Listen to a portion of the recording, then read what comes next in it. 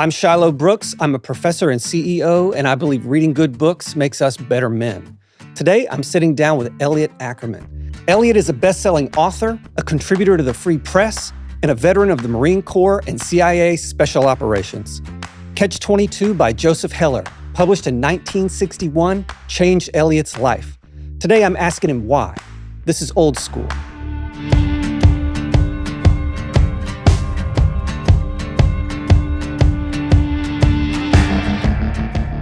Elliot Ackerman, welcome to Old School. Yeah, thanks for having me on, Shilo. It's a pleasure to have you. I've been looking forward to this. I want to talk to you about Catch-22 today. This is a novel you selected, said that it changed your life. When did you first read Catch-22, and how old were you, and where did you find that book?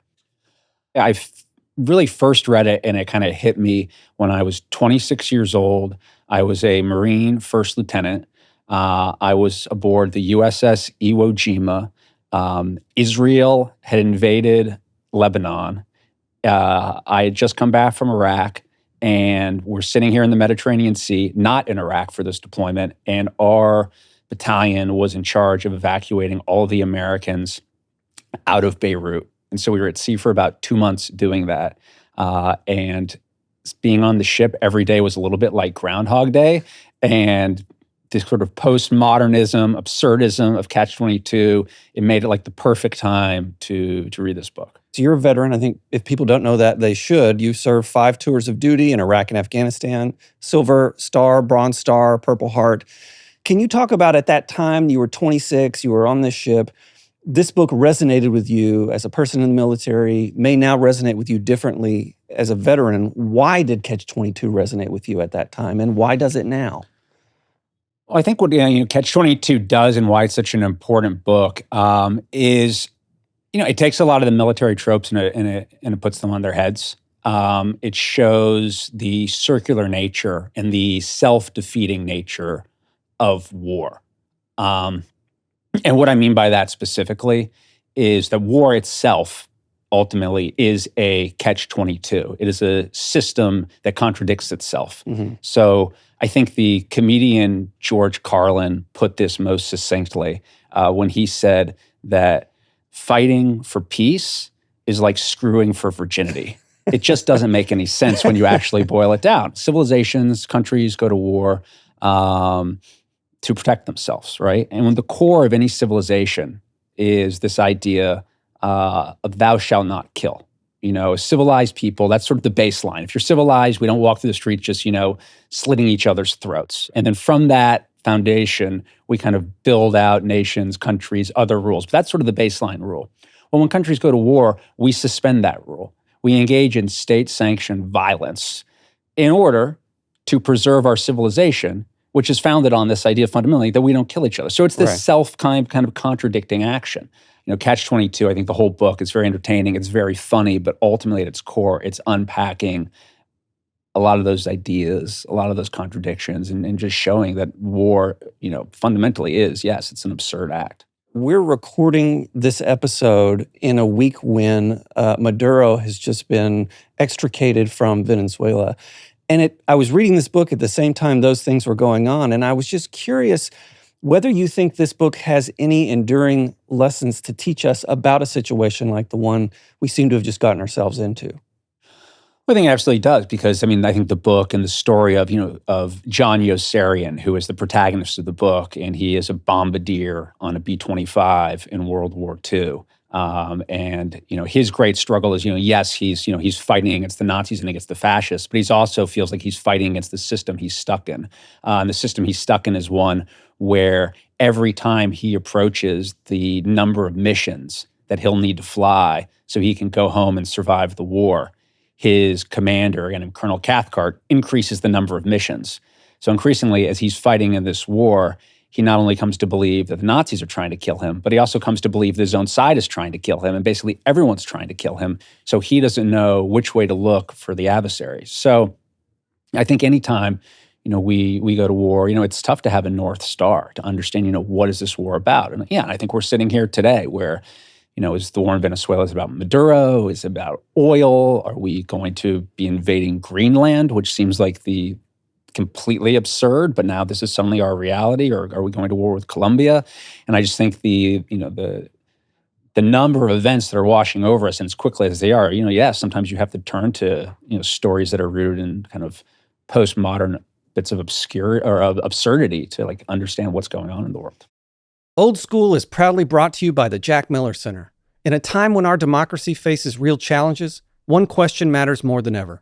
Are we preparing the next generation to understand and uphold the principles that define America? At the Jack Miller Center, they believe the answer begins in the classroom. Their mission is bold: to revive the teaching of America's founding ideas, documents, and history on college campuses, in K-12 schools, and beyond. Since 2004, the center has built a national network of over 1,300 scholars who are bringing the American political tradition to life for students across the country. And through their Teach for Freedom campaign, they're working to reach millions more by 2026, our nation's 250th anniversary. Because a strong democracy depends on informed citizens. If you believe in the importance of civic education and want to help prepare the next generation to carry on our democracy, join us at jackmillercenter.org. That's jackmillercenter.org.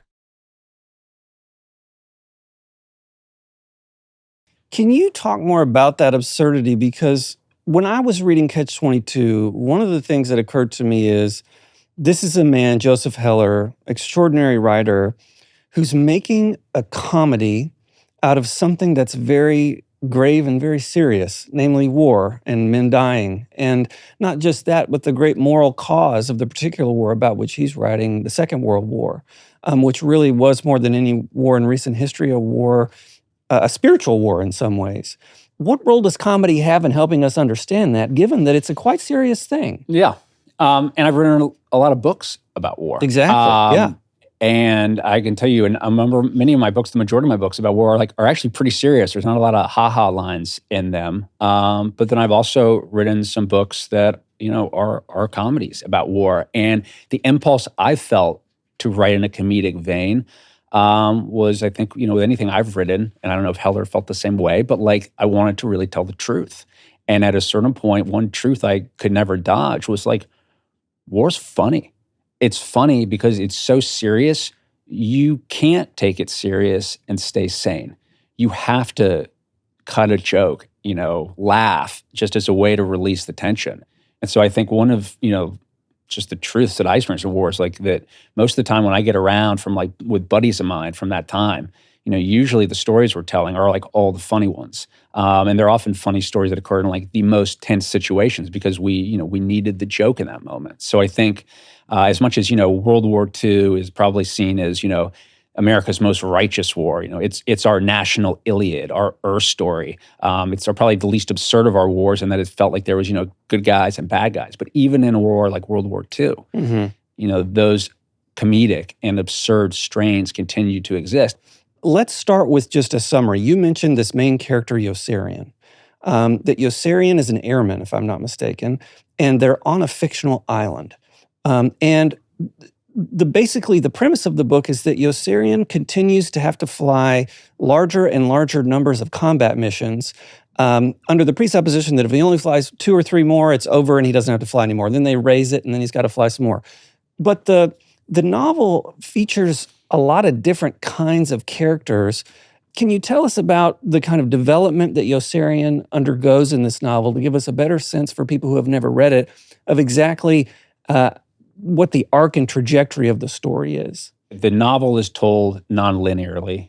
There are episodes in it, like the death of Snowden, who's a young airman, which really affects Yossarian, that kind of reoccur in memory throughout it, kind of almost like a chorus throughout the book as Yossarian's grasping with those.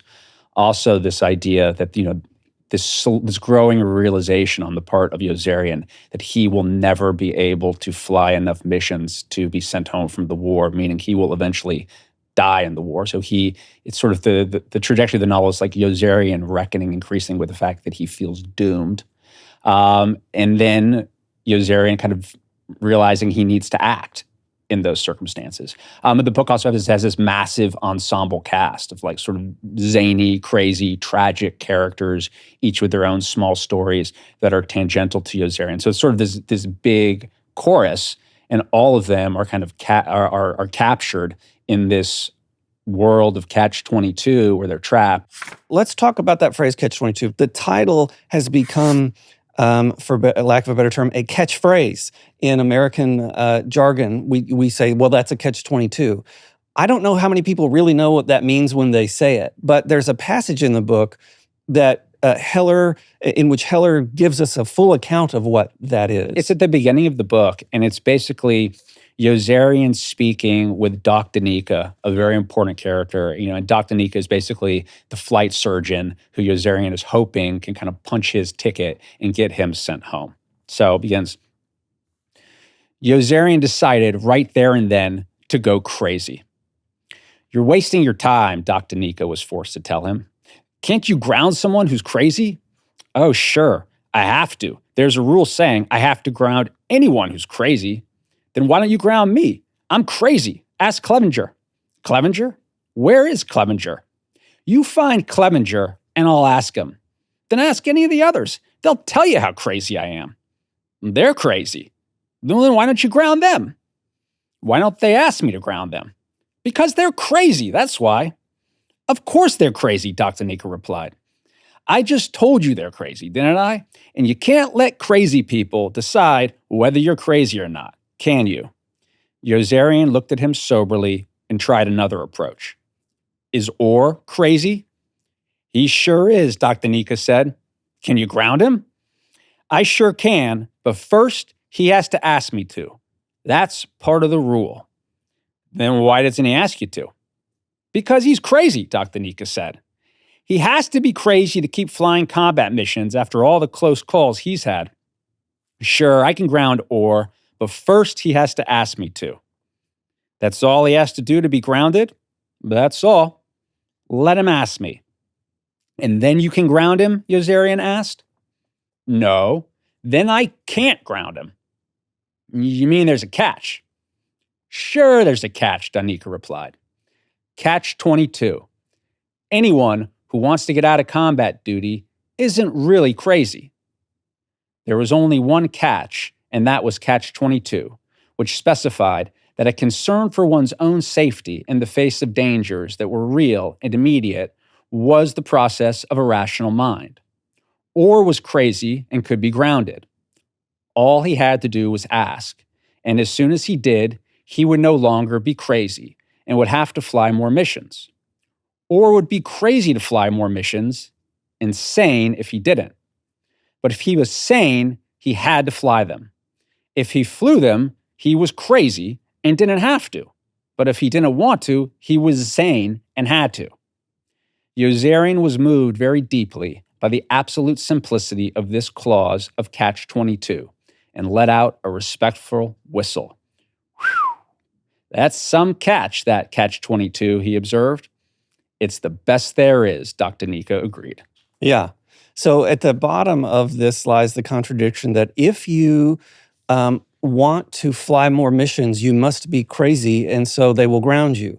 But if you go and say, I don't want to fly anymore, I'm done, please let it stop, they say, well, that's a very reasonable response. So clearly you're sane. And this kind of contradiction, this kind of humor, Heller injects into the novel from the very beginning. You've just read a passage from the beginning, all the way through. What do you think about this absurd making of war? I mean, in a way, this novel comes off as a kind of protest novel because it makes these things absurd. And yet, there seems to be something that resonates in truth with someone who's fought. So I'm curious to get your analysis of this whole Catch-22 absurdity that's sort of pregnant and running throughout. Yeah, listen, I mean, it's a postmodern novel, right? And it's a postmodern war novel. And, you know, what do I mean like by postmodern? I guess I'll give my kind of definition of that. Yeah. It is a book that deconstructs the meaning out of situations where we bring sort of assumptions, right? We look at a war, and I think most of us, when we see a war, our instinct is like, who's right, who's wrong, who are the good guys, who are the bad guys? Heller deconstructs all of that. He's like, no, there are no good guys, bad guys. The war just is, you know. Same ideas with sort of heroism. You know, what's heroic, what's not heroic. Heller kind of strips all that away. It's like there's no heroes. There are really no villains almost. I mean, although some of the characters are clearly antagonists to Yozerian. There's just Yozerian and his heroic act is sort of just trying to survive and exist. So does that make it an anti-war novel? I think Catch-22 is usually sort of read as an anti-war novel. I don't necessarily read it that way. I think it's sort of a novel that foregrounds, a truth about war. That is, the longer you can stay in it, the more untethered a person can sort of feel from these grounding moralistic concepts and kind of grow closer to this relativism where sort of nothing means anything, or the meanings of ideas like honor, right, the law, sanity start to erode, and we are kind of adrift. You're right. This kind of postmodern confusion comes out in his disposition toward war. I give the example that he thinks on the one hand that the enemies who he is bombing are his enemies. After all, they're trying to kill him.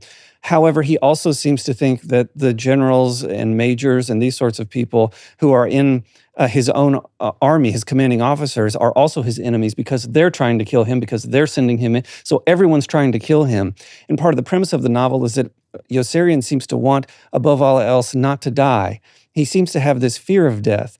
And so Yozerian comes to sight as a character who is self-concerned in a way, but he has a concern for other human beings, a sensitivity for other characters in a way that no other character in the book does.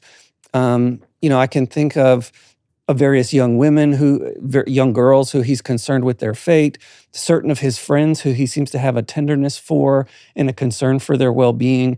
And so this is a complicated character. Well, and I think what redeems Yozerian as a character is he never turns his back on his humanity, and he refuses to let anyone,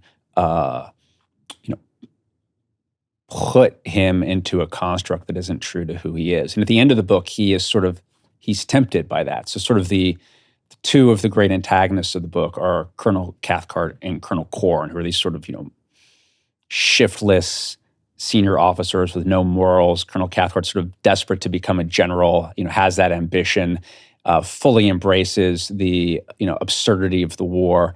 And at the end of it, or sort of towards the end, a little bit of a spoiler here, they basically want Yozerian to stop fomenting dissent in the squadron. And they tell him, okay, fine, we will let you go. We'll let you go home. You don't have to fly your missions. And he says, well, what's the deal? What do I have to do for you guys? And the two of them say, you just have to say, so long pause, that you like us. Yeah, right. And it's this, this moment, this conundrum for Yozerian. He's like, what do I do? And she's like, that I like you? He was like, just say you like us. Yeah. And I think it's fantastic. It's like, it's so simple. And again, not with totally spoiling the book, I'll say, Yozerian winds up, I think, handling he handles the situation admirably in a way where he doesn't completely lose his humanity at the end. He finds a way out. Yeah. Listen, I think particularly with stories about war, there's a temptation to kind of go all in. Like, this is the true one. This is the anti-war book. This is what you have to read to understand war. No, this is the more heroic narrative. This is what, they're all true. Yeah. The heroic narratives are true. The anti-war narratives are true. They each capture something that is essential and true about the experience of war. Yeah. We could be sitting here right now, talking about For Whom the Bell Tolls, which I think is a fantastic book. Yeah. That is, I think, definitely more sentimental, more anchored in beauty, more anchored in the idea of what a person becomes when they sacrifice themselves for a cause and how noble that is. And I think that is a book that is beautiful and true. But so is this book. This book is actually beautiful and true too. It's funny. Yeah. It's ironic. Yeah. It has an anti-hero as opposed to a hero at the center of it. You got to read them all if you want to understand these things. And for me, and the experience I've had as war, as a participant, as a journalist covering them, even just as a citizen now, as we're talking about what's in the headlines, I go back to these books to try to understand, okay, like, where am I sitting? There's this odd juxtaposition in this book between the bureaucratic, administrative coldness of the military apparatus and the individual feelings and sufferings of a human being. I have in mind this. There are these funny scenes where Yossarian, they're trying to bomb Bologna. And Yossarian goes to the map of where this territory lies, and he moves the bombing line on the board, whether it's pins or a string, over to Bologna to indicate that they've bombed Bologna, even though they haven't. He just moves the string. And then it spreads around the entire company that they've bombed Bologna, and there's phone calls, and did you hear that we did it? Simply because he's moved the string, right? This happens another time when there's this doctor. His name is Doc Danica. You've mentioned him. He hates flying. And so what he often does to get his flight hours, he has to have only like 4 flight hours a month, is that he puts his name in the flight logs of the planes that go up and kind of stays on the ground, but puts his name on the log. And so it looks like he's flown. One of the planes that he puts his name on the log of ends up being destroyed. And so everyone thinks because he was on the flight log, Doc Danica's dead. And they look at him and say, "You're dead." And he's like, "No, I'm not. I'm here." And they're like, "Well, you were on the flight log, so you're dead." This is, again, another way, just like moving the string, well, you were on the flight log, that the absurdity of the administrative authority is brought out. Now, juxtaposed to that, you have situations in which there is genuine human suffering. There's a moment when a young man is standing up on a raft in the ocean having some fun with his friends one evening at a kind of party, and a plane flies low, happens to know the people in the ocean and sort of is tipping its wings to them, gets a little bit too low and cuts this character, Kid Sampson, in half, such that his legs are all that's left standing on a raft and his torso goes flying into the water. That's horrible and horrifying. That's juxtaposed with he moved the string and Doc Danica was dead because his name was on the flight log. What does this juxtaposition mean? Well, I think, bureaucracy always attends war, particularly wars that go on for a long time, and they become self-perpetuating entities. So I think what Heller is getting at through his comedy, through the idea that by moving a string, they all decide that they've bombed Bologna, or there's a certain point where Colonel Cathcart, throughout the book, he's very much obsessed with having tight bomb patterns, to the point where he kind of loses the thread. He's actually like, "Boys, what I really care about is tight bomb patterns." And he's always telling the squadron that, the point where they missed the target, but it's a tight bomb pattern. Colonel Cathcart is very happy.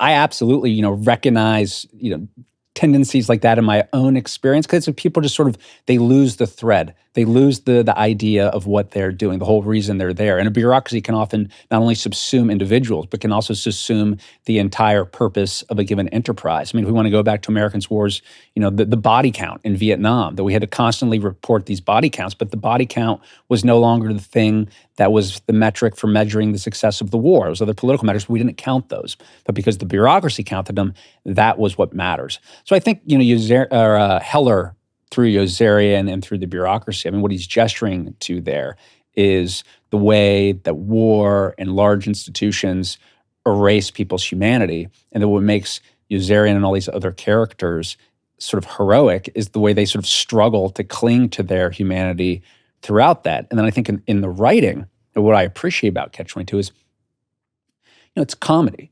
Yeah. And we often can lose sight of the fact that, there's this very slim membrane that separates comedy from tragedy. And the best comedic writing, like a book like Catch-22, is you wind up with these moments where, you've been laughing along the whole time. And through the jokes, through the sort of zingy one-liners, which are just littered on every page of this book, you're growing closer and more invested in these characters.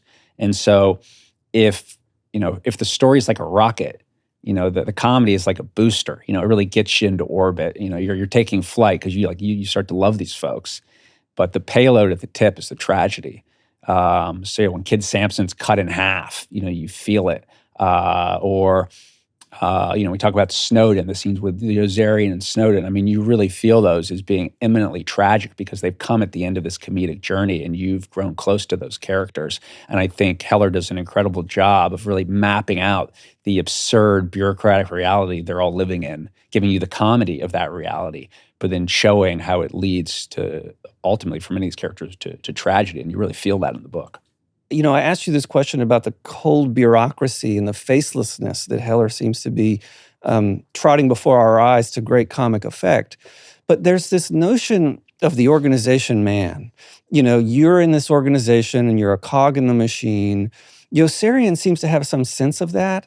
and feel a certain existential dread at the whole thing. I mean, that he can just move the string and make it appear as though we've bombed. Heller is remarking on something very, very modern. And this is not, although the novel takes place in the Second World War, it is very modern and in a way post-war, Cold War, and arguably even contemporary in its character for that reason, because of that existential dread. And I wonder if you have any thoughts about that, given that you've been in these gigantic organizations, written books about war, and of course we're both modern people who I immediately empathize with him when I see his terror at this circumstance. Reflecting on like my own wartime experience, kind of the coming home. People will sometimes ask me like about like PTSD and what it's like to come home, and my response to that typically is, when you go to war, you are given this like very clear sense of purpose. You often have a mission that's relatively clear, whether you're like, in Afghanistan, you're holding a mountaintop, or you're in Iraq, you're holding a few city blocks. So the tactical mission is clear. You're charged with accomplishing the mission with people who like might become some of your very best friends, right? So I think in life for any of us, the purpose is what brings us joy in our life, right? Mm-hmm. And when you're 19, 20, 21 years old and you go to war, you are experiencing this very intense sense of purpose. It's crystal clear. So it's like if purpose is sort of the drug that induces happiness, you start in your 20s, you're like freebasing the crystal meth of purpose. Like nothing gets you more riled up than this. And you do it for a few years. Yeah. And then eventually you sort of have to come home. You have to reckon with the descent. And you come home and it's time to, repurpose yourself. What are you going to do now, young man? So you look around and, maybe you're going to use your GI Bill, go to college or sell real estate or work at Home Depot, whatever you're going to do.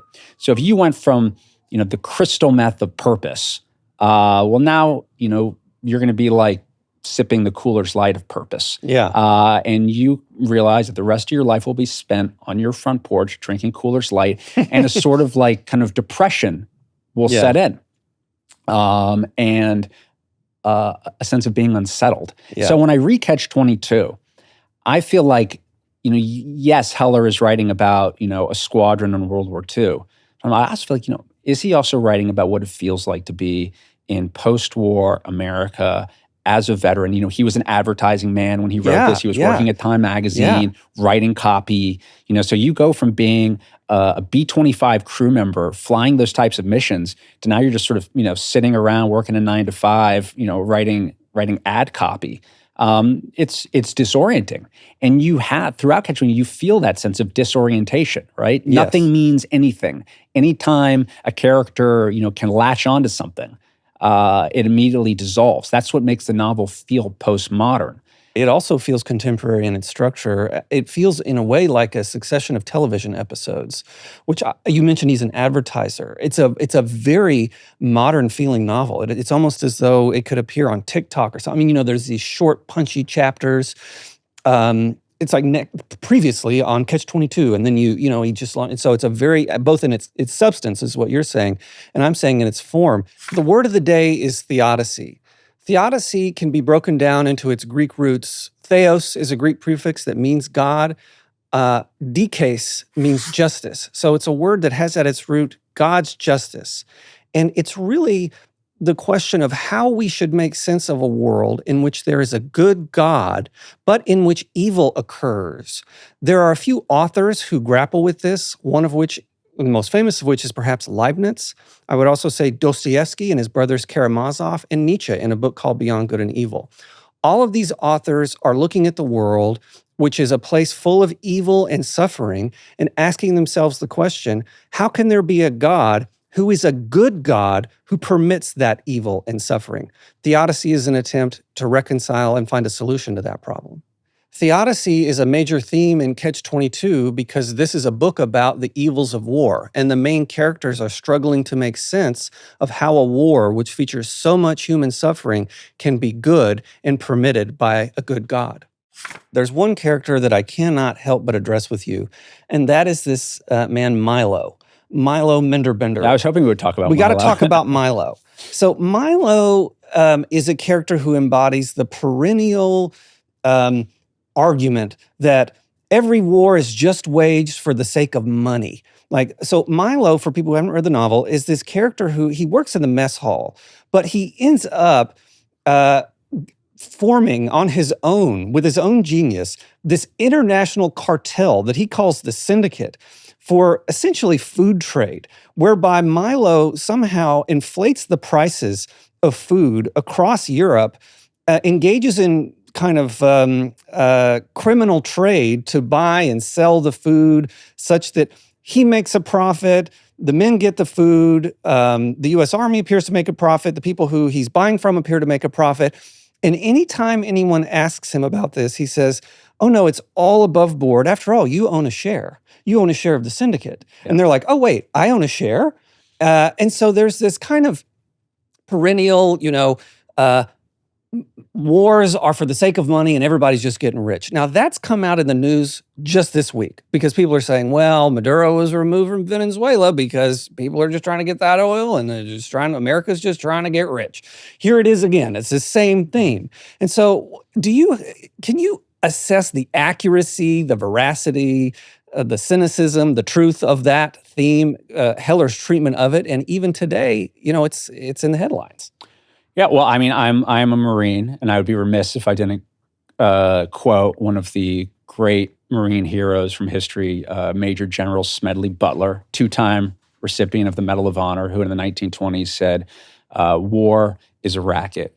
It's waged for the benefit of the few at the expense of the many. Yeah. So I think you can look at war and often see a profit motive. That doesn't mean it's the only motive of the war, but in many wars, there are those who get rich off of war. And so I think Heller definitely kind of interrogates that idea, with the very colorful, humorous character of Milo Minderbinder. And, and Milo is, he's great. He, at one point, I think he corners the Egyptian cotton market, but he has all this cotton on his hands that suddenly he can't sell. So he decides he's going to cover it in chocolate and feed it to the men. And he needs Yozarian to tell him if he'll eat it. And the Yozarian eats some. He's like, what is this? It's disgusting. It's cotton. He's like, well, people eat cotton candy. It's like cotton candy. It's just cotton covered in chocolate. And then at a different point, he has another deal where he's trying to offload the same cotton to the Germans. And the Germans agree they'll take the cotton, but only if Milo gets the B-25 squadron to bomb its own base for the Germans. So he cuts that deal. So at one point, they're bombing the own base, and Colonel Cathcart is in on it because that's the price for the Germans to take this cotton. So he's sort of showing all of these economic cross currents that, frequently in a war, don't show allegiance to any ideology or any side.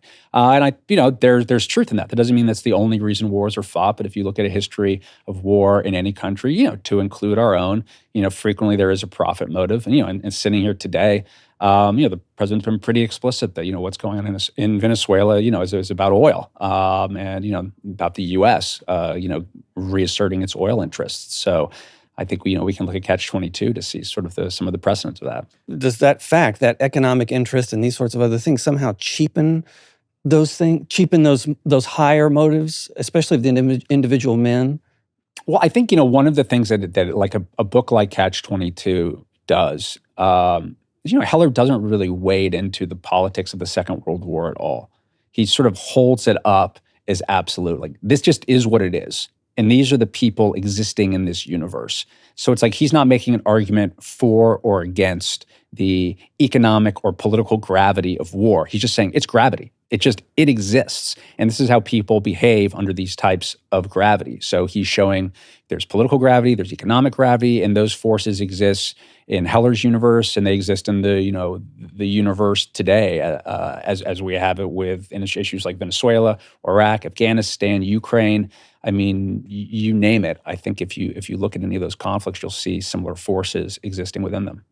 So in a piece you recently wrote for the Free Press, I was really interested to see the way you say at the beginning, when you were looking as a young man at the wars going on in Iraq and Afghanistan, you had some fear that you had missed out because there was this declaration that, we've got it behind us and these kinds of things. And it felt like it was going to be complete. And yet you say in your piece, that you were told by, I believe it was one of your mentors, or maybe you yourself had this thought yourself, well, there'll be an insurgency.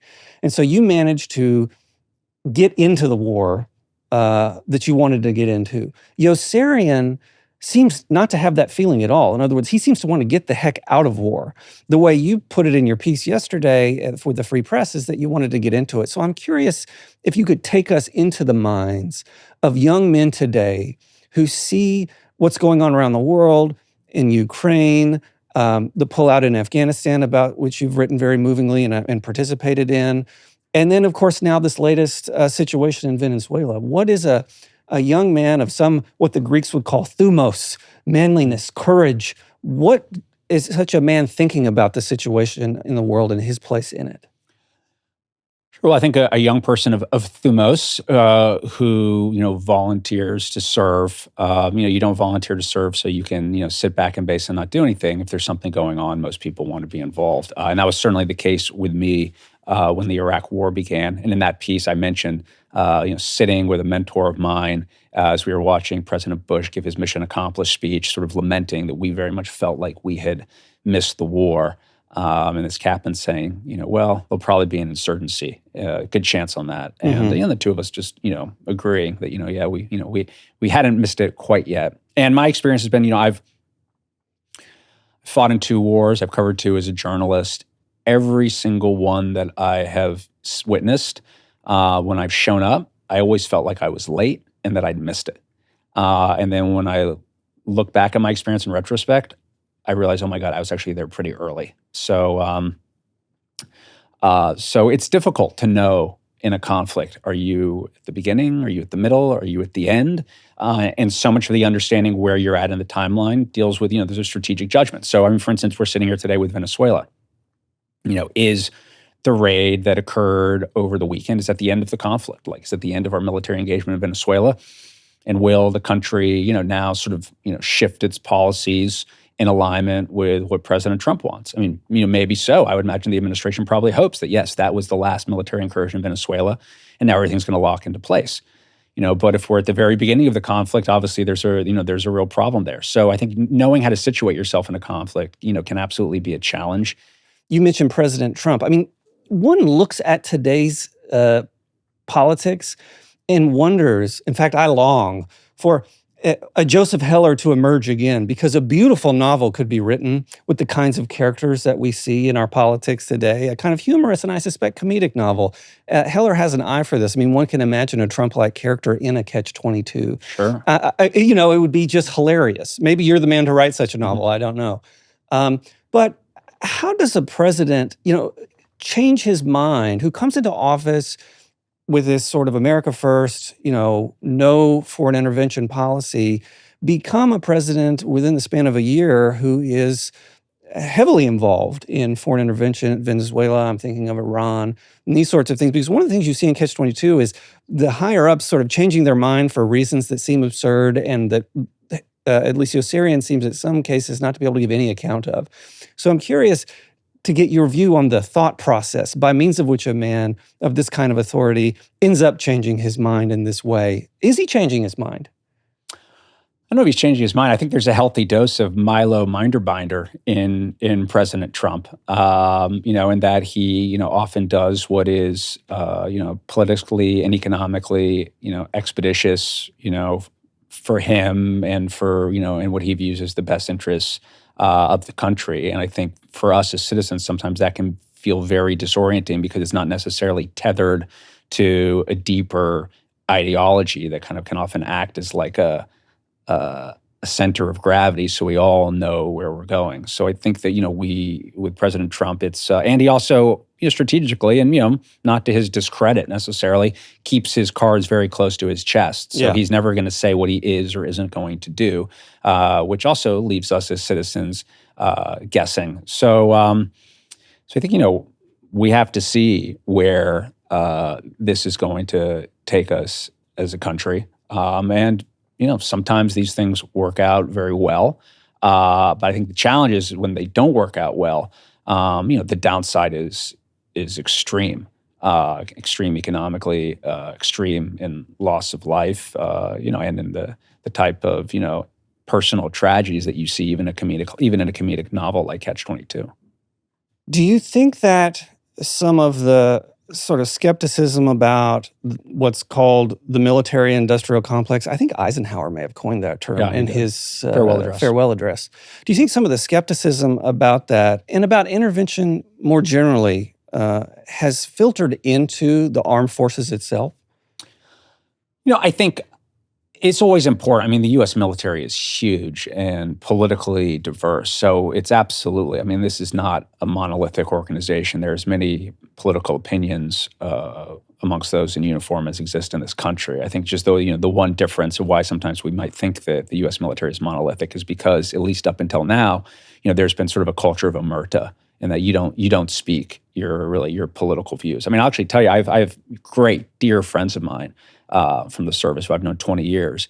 And I think probably just as a holdover from our time in uniform, we never talk politics together. We just don't, because we wouldn't ever want that to come between the friendships that we have. And I think that certainly includes those in uniform. But I think there's certainly some, I think, who probably, yes, do look, with a lot of skepticism about the motives that have existed not only in the past but today for our political leaders, and why certain interventions or wars or whatever you want to call them are being waged, and how they might filter into the economic reality of our political class. And I think there's others who are probably a lot less skeptical. I think it's just important to recognize that the strength of our military is that politics are not front and center, that we create the conditions so they can put the mission front and center. And I think we should just be very careful of politicians who would try to inject more of the type of partisanship that's sort of infected our entire society into the ranks. You mentioned that you had read this book in your 20s and you were enlisted. I'm curious whether you recommend this book to enlisted people today, and what effect you think it will have on them, because I can imagine an enlisted person reading this book, and if they read it with the proper sensitivity and they had never been exposed to the mockery that it makes of the military life, being somehow plunged into turmoil of the soul by this book. It's a serious book, and I think comedy oftentimes is not taken to be serious, but in fact, this is why oftentimes things are funny, is because they're so serious we have nothing but laughter to do at their absurdity. So how do you see this book affecting a young person, maybe a young enlisted person who reads it today? Is it a dangerous book? Well, I think any book that makes you think is dangerous because it's going to sort of knock you off your center. But I think a person who's going to come to this book and have it resonate with them, I think is, probably someone who's ready to hear its message. And at least I can only speak for myself. I had experienced war by the time I read this book. I'd read a ton about war, and this was a great book to kind of add to my understanding. Because it spoke to many of the absurdities that I had observed, but not necessarily seen represented in the type of sort of more straightforward and earnest books I'd often been drawn to. And then it helped me contextualize some of those straightforward and earnest books. I went on to sort of, for years after I read this book, and it's a touch point. Each book is like a constellation, or it's like a single, it's a single prick in the constellation of our understanding on a subject. And I think this is, an important touch point in that larger constellation of war. Read Catch-22, read For Whom the Bell Tolls, read Jim Webb's Fields of Fire. I think, all of us should be sort of rugged enough to carry contradictory ideas in our head, because they help us, they help us interrogate the truths that we hold the most closely if they're being challenged. Yeah, I love what you're saying, because I think it represents something fundamental to the show, to my own intellectual approach, to my teaching, which is that a book is a perspective on an enduring question. And you're saying, in response to me, Catch-22 may well be a dangerous book. It may well take a cynical perspective. It may well have a corrupting influence. It's a perspective among many on an enduring question about the nobility, dignity, purpose, and experience of war. And so you should read this book. But you should also read other books, which might have more ennobling messages. You mentioned For Whom the Bell Tolls, such that books become a kind of circle of mirrors of a question. We hold the question up in the mirror, and the book reflects its point of view, its perspective, and yet there are infinite or innumerable other books with other perspectives, and you should fill yourself with all of them. And in that case, even the dangerous ones, even the ones that make cynicism or light or mockery of the things you hold dear, are valuable to you, and you should not run away from, nor should you be censored from. And Catch-22 is among those books. It's a hard book to reckon with if you hold certain views. And yet it's a book which, by necessity for a wisdom-seeking person, must be read and reckoned with. Absolutely. So how do you make steel? You take a bunch of alloys and you heat them and you fold them together and you bang them out, and that makes something that's truly strong and truly enduring. And I think, Catch-22 is if you're going to read about war to understand it, I think Catch-22 is an important alloy to fold into your understanding of war, along with many other perspectives. And yes, it's a dangerous book. It's going to challenge, many of your precepts about war, if those precepts are all just rooted in ennobling narratives, heroic narratives. But it's important to understand why in World War II, people wrote Kilroy was here, and why in Vietnam, across many bases, stickers would appear that said Yozerian lives. So That's great. You need to understand that. You need to understand why. You got time for a quick lightning round? For sure. You're a writer who's done the relatively rare thing of writing both fiction and nonfiction. And you're good at both. And that's not easy. So I'm curious, I ask a lot of people this question, but I think it would be particularly telling with you. Who are 3 writers who have been most influential on you? So I think I could pick many, but Graham Greene has been a huge influence on me. Wrote fiction, nonfiction, incredible novelist. Also wrote comedies and books that were more serious, which I also aspired to do. Ryszard Kapuscinski, Polish journalist, I think one of the finest writers of nonfiction in the last 100 years, wrote a spectacular book about the fall of the Shah in Iran called Shah of Shahs. And my wife, Lee Carpenter, who is a screenwriter and a novelist, who's a huge influence on me. And it's great. We talk about work. She reads a lot of my stuff, so I'd be remiss if I didn't say she had a big influence on me. You would indeed. What is the most valuable lesson that you learned in combat or from combat? But I think one of the enduring lessons of combat, and this gets a little bit back to Catch-22, and it's one of the Catch-22s of combat, is that when you go to war, when you're back in the States, you're getting ready for your deployment, you're all training with your unit, you're training together to become technically competent, but you're also you're creating these real bonds, this, maybe we call it esprit de corps, this unit cohesion, so that in the moment when you have to accomplish the mission, guys will go out and do these very brave things for each other because they've bonded together through this training. So they're doing that for love. But as a commander in combat, whether you are a general all the way down to the most junior corporal, the mission always comes first, accomplishing that mission, whether that's to take a series of buildings, seize a hill. And so ultimately, as a combat leader, what you are asked to do in ordering your men to execute these missions, where many of them are going to get hurt and some killed, is to destroy the thing that you love. And that is sort of, I think, one of the enduring paradoxes of combat. So many people come home and they've been involved in decisions and actions where they've been forced to give the order to go do the thing where they know their friends are going to get hurt. They've been asked to go destroy the very thing that they love. And that paradox, sends people home with a certain degree of heartbreak.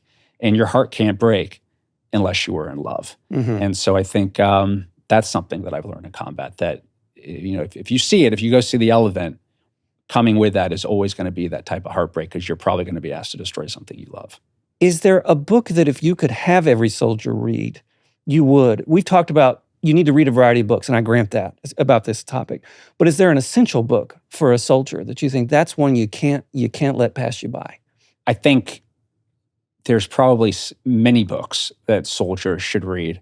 But if I'm going to be honest, I guess I have to go back into my own past, tell you that the first thing I did when I was a Marine rifle platoon commander and showed up to Camp Lejeune to meet my very first platoon, the one that I would go to Iraq with when I was 24, was I said the entire platoon was going to read one book. So I guess I'll have to give you that book. Wow. Which I will tell you was a very unpopular decision in my platoon, particularly among the NCOs who were like, we didn't join the Marine Corps to join your reading club, sir. But we read it anyways. The guys still tease me about it. But I think it's a great book. And that is Robert Heinlein's Starship Troopers, which is a meditation on the role of the citizen, the role of a soldier. And it's set in a science fiction universe where the mobile infantry is locked in a life and death struggle with what they call the bugs, which is sort of in the 50s. It was an analogy for communism. And it's a ripping read. It looks nothing like the very camp movie that was made in the 1990s that was adapted. So I wouldn't say necessarily that's the only book I would give to a soldier. But I guess I have to out myself and say that was the one that I gave to my first platoon because it meant so much to me. Is there a misconception that Americans have about war that you would clear up if you could clear up one misconception that they have? I don't know that Americans have a misconception about war necessarily. I'll say one thing that concerns me about the American way of war as it exists today now in 2026 is that every war the United States has fought since its inception has had a construct to sustain it. Broadly speaking, I mean in blood and treasure, right? How are we going to pay for the war? That's the treasure and the blood. Who's going to fight it? So, if we go, let's say like the Civil War, the Civil War, the blood was the first ever draft we had in this country, was to sustain the Civil War. The treasure was actually the first ever income tax in this country. You go to the Second World War, it was bond drives and a national mobilization. Or the Vietnam War, the construct was a draft that was very unpopular that led to an anti-war movement that ended the war. So in the current iteration, and after 9/11, the construct was, the blood came from our all-volunteer military, and the treasure came from deficit spending. So there was no war tax. And the result of that construct was that the American people, up to the present day, have largely been insulated from the costs of war. War is not something that's existential for us. It's not painful. It's not hugely disruptive to our lives. And the challenge that construct presents is it makes it very easy for the U.S. to go to war. We just think, this is going to happen. It's not going to affect us at all, and we can maybe only see the upside. And the challenge is that when you go to war, when you roll the iron dice of war, the enemy always gets a say. And I feel that construct makes us particularly susceptible to stumbling into a war that we don't want to fight, that becomes incredibly disruptive to our society. And I think that psychology really puts us in peril today, and and quite possibly puts us in a position of moral hazard as a nation as we think about war. If you had to assign a grade to Donald Trump's foreign policy 1 year in, we're having this conversation in January of 2026, would you be willing to assign a grade, and what would that grade be and why? My grade would be incomplete. Very clever. Yeah. Yeah. I guess I don't need to ask why. I'll say why. Incomplete because, we don't know. You don't know. Listen, he could come out smelling like a daisy on all of this, but it's very risky what he's doing. There is huge downside, and I hope that he and the advisors around him are having a very clear-eyed look at the potential downside. Elliot Ackerman, thank you for coming on Old School. Yeah, thank you, Shilo.